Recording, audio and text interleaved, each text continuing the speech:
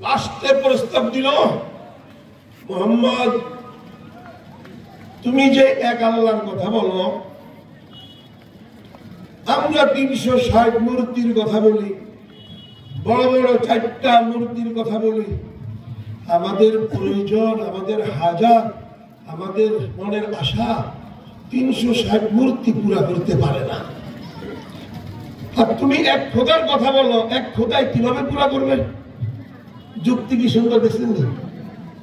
এক খোদা আপনাকে ছেলে দিবে, আপনার ব্যবসা বাণিজ্য দিবে, আপনাকে দোকান দিবে, আপনাকে টাকা পয়সা দিবে। আমাদের এত খোদা, সেই খোদায় তো আমাদেরকে পরিপূর্ণ দিতে 360 খোদায় সুপারিশ করতে হয় 4 খোদার কাছে।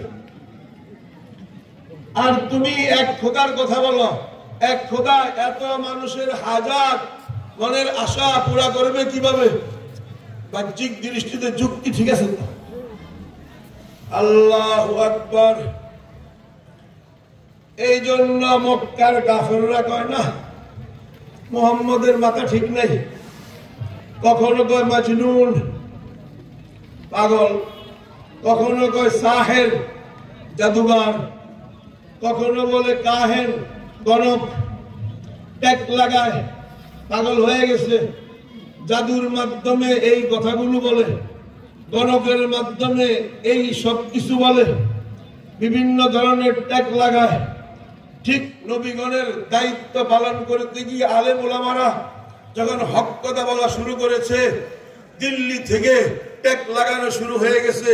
এই মোল্লা মৌলবীরা জঙ্গি, এই মোল্লা মৌলবীরা উগ্রবাদী, এই মোল্লা মৌলবীরা বেশি বুঝে, এই মোল্লা মৌলবীরাই খালি ইসলাম বুঝে, আমরা বুঝি না। এর ট্যাগ লাগানো শুরু হয়েছে নি? এটা এখন থেকে না, সেই 1400 বছর পূর্ব থেকে। কিন্তু স্মরণ রাখবেন, যতদিন আল্লাহর জমিনে নবীর নায়েব আলেমরা থাকবে, তাওহীদের পতাকাও থাকবে। আমরা জামিয়া আবু হুরায়রার জলসায় স্পষ্ট হওয়ার জন্য আসছি, আপনারা স্পষ্ট হয়ে যাবেন। আমরা স্পষ্টভাবে বলার জন্য আসছি, ইনশাআল্লাহ আমরা নবী মুহাম্মদের ওয়ারিস, আলেম ওলামা, আপনারা নবী মুহাম্মদের উত্তরসূরি অর্থাৎ উম্মত। আপনারা নবীজির সমস্ত কথা মানবেন, অনুসরণ করবেন। নবী নাই, আলেমরা বলবে, তাদের অনুসরণ করবেন, মানবেন, ইতাআত করবেন। যখন তারা বলবে আল্লাহর জমিনে শুধু একমাত্র তাওহীদের বার্তা, তাওহীদের কালিমা প্রতিষ্ঠিত হবে, শিরকি মতবাদ এই জমিনে প্রতিষ্ঠিত হবে না। শিরক মক্কা থেকে মুহাম্মদ বিতাড়িত করেছে। শিরক সম্পর্কে নবীজি বলেছেন, আখরিজুল মুশরিকিন মিন জাজিরাতিল আরব, আরব ভূখণ্ড থেকে মূর্তি পূজারী মুশরিকদেরকে বের করে দাও। গোটা 9 লক্ষ বর্গ মাইল কোন মূর্তি পূজারী নাই, মুশরিক নাই, সব বের করে দিয়েছে। এক কালিমার পতাকা প্রতিষ্ঠিত হয়ে গেছে।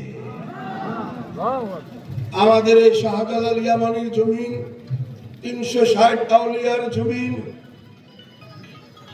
সকালে আর মাগরিবের আযানটা যদি ভালো করে শুনেন, প্রায় 3 লক্ষ মসজিদ থেকে একসাথে ফজরের আযানে এক আল্লাহর গুণগান গায়, এক আল্লাহর বড়ত্ব বয়ান করে। আল্লাহু আকবার, আল্লাহু আকবার, লা ইলাহা ইল্লাল্লাহ, আল্লাহ ছাড়া কোনো মাবুদ নাই। আশহাদু আল্লা ইলাহা ইল্লাল্লাহ, সাক্ষী দিচ্ছি আল্লাহ ছাড়া কোনো মাবুদ নাই। মাগরিবের টাইমেও লক্ষ লক্ষ মসজিদ থেকে তাওহীদের আওয়াজ আসে, ফজরের টাইমেও তাওহীদের আওয়াজ আসে। এখন দিল্লি থেকে বিশাল ষড়যন্ত্র শুরু হয়ে গেছে। ষড়যন্ত্রটা কি? বাংলাদেশের ভিতরে শিরকি মতবাদ প্রতিষ্ঠিত করার জন্য ফুল শক্তি ব্যবহার করতে চাইতেছে। যতদিন নবী মুহাম্মদ সাল্লাল্লাহু আলাইহি ওয়াসাল্লামের উম্মত এই জমিনে থাকবে, আমরা কি শিরকের মতবাদ প্রতিষ্ঠিত করতে আপনারা দিবেন? যদি আপনাকে শক্তি প্রয়োগ করতে হয়, শক্তি ব্যবহার করতে পারবেন তো ইনশাআল্লাহ? আরো জনগণ পারবেন তো ইনশাআল্লাহ? নবীজি 13 বছর কালিমার দাওয়াত দিয়েছেন। যারা যারা গ্রহণ করেছে আলহামদুলিল্লাহ, গ্রহণ করে নাই নবীর উপরে জুলুম চালায়া দিল, স্টিম রুলার চালায়া দিল। নবীজি হুকুম আসছে আল্লাহর পক্ষ থেকে, হিজরত করে মদিনায় গেছেন। মদিনায় যাওয়ার পরে চুপচাপ বসে থাকেন নাই, পাল্টা যারা জুলুম করেছে সেই আবু জাহেলের উপরে আক্রমণ করার অনুমতি পাইলেন। উযিনা লিল্লাযিনা ইউকাতালুনা বিআন্নাহুম যুলিমু, আমি আল্লাহ অনুমতি দিলাম যারা জুলুম করে আপনাকে মাতৃভূমি থেকে বিতাড়িত করে দিয়েছে তাদের বিরুদ্ধে লড়াই করে প্রতিশোধ নেওয়ার অনুমতি দিলাম। সুবহানাল্লাহ।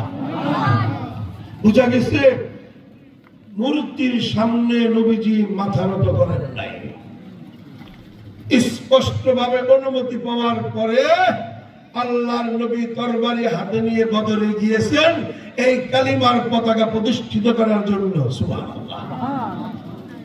বদরে গেছেন, উহুদে গেছেন, খন্দকে গেছেন, বনু কুরাইজার যুদ্ধে, বনু নজিরের যুদ্ধে, খাইবারের যুদ্ধে, হুনাইনের যুদ্ধে, তাবুকের যুদ্ধে, ইয়ারমুকের যুদ্ধে, ইয়ামামা যুদ্ধ, গজওয়ায়ে মুতা যুদ্ধ, নিজে গেছেন, সাহাবায়ে কিরামদেরকে পাঠাইছেন। এটা না আমাদের নবীজি রহমতুল্লিল আলামিন, রহমত স্বরূপ নবী মানুষকে জবাই করতে গেছে, হত্যা করতে গেছে। আস্তাগফিরুল্লাহ। না না না, এক আল্লাহর নামের পতাকা জমিনে প্রতিষ্ঠিত করতে গিয়েছেন। সুবহানাল্লাহ। আরো জোরে বলেন সুবহানাল্লাহ।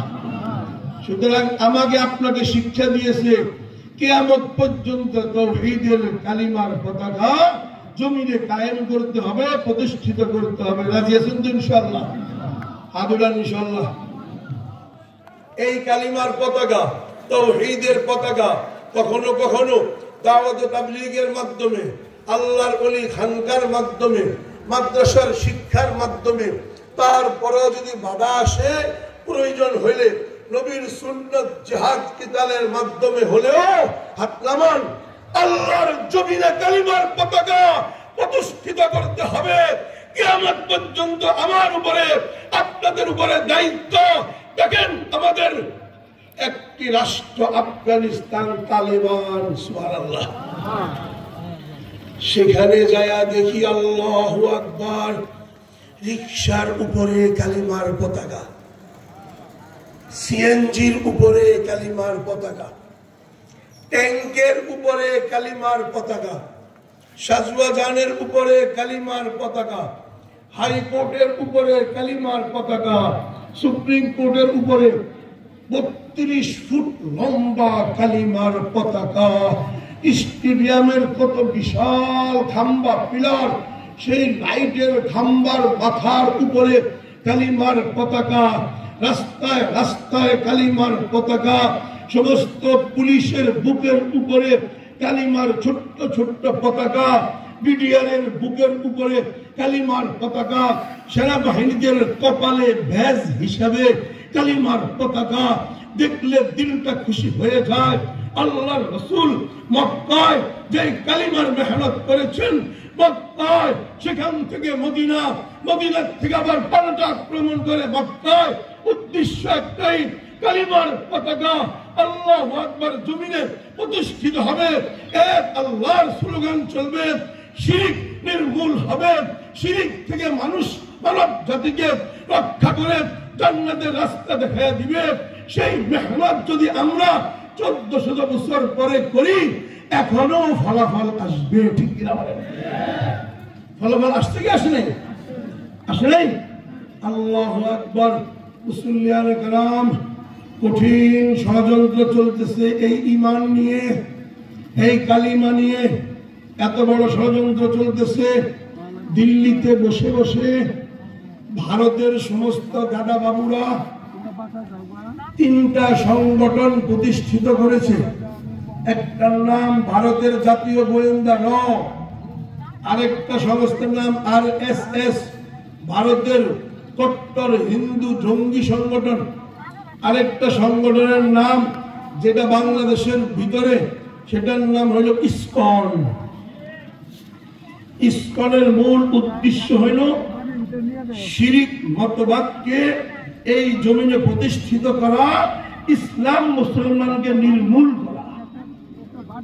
চিন্তা করেন, এইভাবে প্ল্যানিং করে তারা কাজ করতেছে, যেই মেহনত করতেছে, সেই হিসাবে তো মুসলমান আমরা তো চিন্তাও করি না, মেহনত তো দূরের কথা।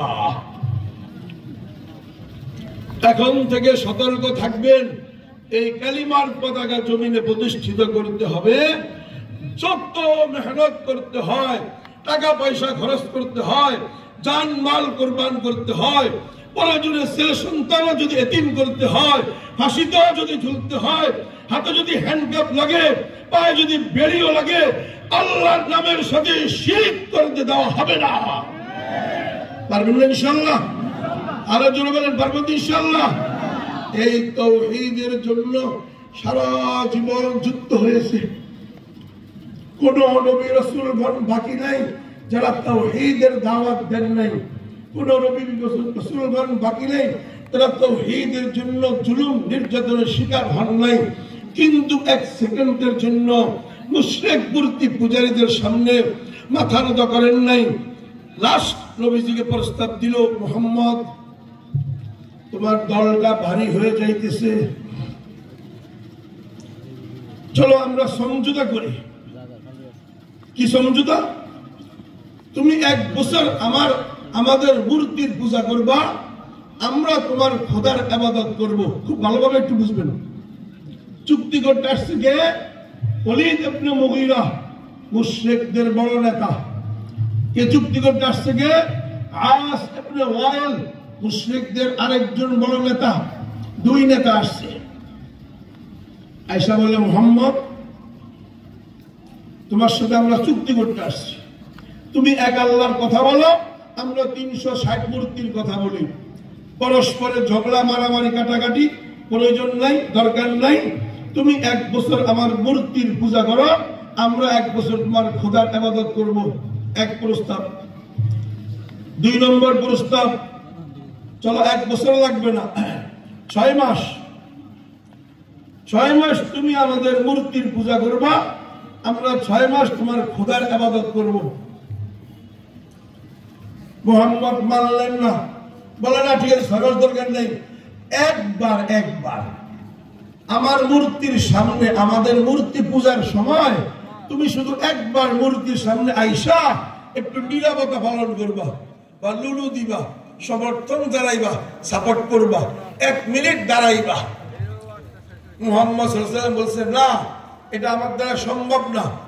যখন বেশি পীড়াপিড়ি করতেছিল, একটু আসো, একটু আসো, আল্লাহ তাআলার সাথে সাথে জিবরাইল আমিনকে বলে দিলেন, জিবরাইল যাও, কুল ইয়া আইয়ুহাল কাফিরুন লা আ'বুদু মা তা'বুদুন ওয়ালা আনতুম আ'বিদুনা মা আ'বুদ ওয়ালা আনা আ'বিদু মা আ'বাদতুম ওয়ালা আনতুম আ'বিদুনা মা আ'বুদ লাকুম দীনুকুম ওয়ালিয়া দীন। এ মুশরিক কাফিররা, তাদেরকে বলে দেন, হাবিব আপনি বলে দেন, তারা যে মূর্তির পূজা করে, আমি মুহাম্মদ সেই মূর্তির পূজা কখনো করব না। তারা আমার খোদার ইবাদত করবে না। তারা যে মূর্তির ইবাদত করে, আমি সেই মূর্তির পূজা করব না। আমি যে আল্লাহর ইবাদত করি, তারা আমার সেই আল্লাহর ইবাদত করবে না। তাহলে কি হবে? লাকুম দীনুকুম ওয়ালিয়া দীন।